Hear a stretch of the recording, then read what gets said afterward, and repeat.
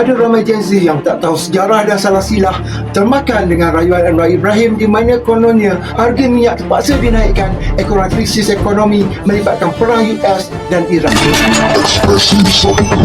Saya mohon sangat-sangat kerjasama rakyat supaya memahami ini langkah yang kita ambil, terpaksa ambil kerana Okey, kita bagi satu flashback sejarah untuk pengetahuan para Gen Z.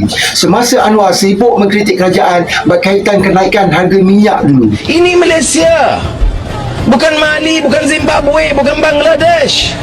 Ini negara pengeluar minyak. Semasa dia sibuk melaungkan saya ulang, saya ulang. Saya ulang, saya ulang, saya ulang, saya ulang. Semasa Anwar rancak kerah rakyat turun ke jalanan membantah kenaikan harga minyak.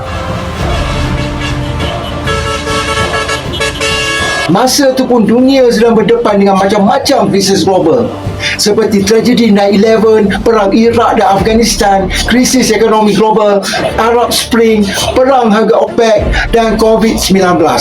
Masa itu semua penjelasan dan maklumat dari kerajaan dia tolak ke tepi dan sibuk menghasut rakyat supaya memberontak menjatuhkan kerajaan.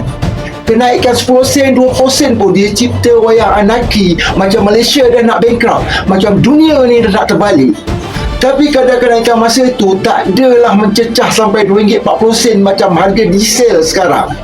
Apa yang berlaku sekarang macam kifarah yang buatkan dia terpaksa jilat balik ludah dan kahak yang pernah dia sembuhkan dulu.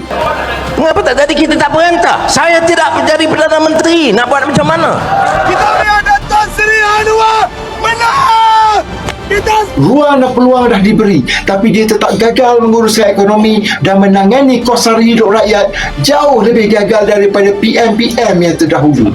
Jadi untuk pengetahuan Gen Z, ramai abang-abang, kakak-kakak dan otai reformasi yang dah insaf dan sedar dengan sembang kencang dan penipuan Anwar Ibrahim. Kepada adik-adik Gen Z, jangan terpedaya dan menjadi pengikut baru kepada kultus sesat Madanon macam geng-geng Ceplos.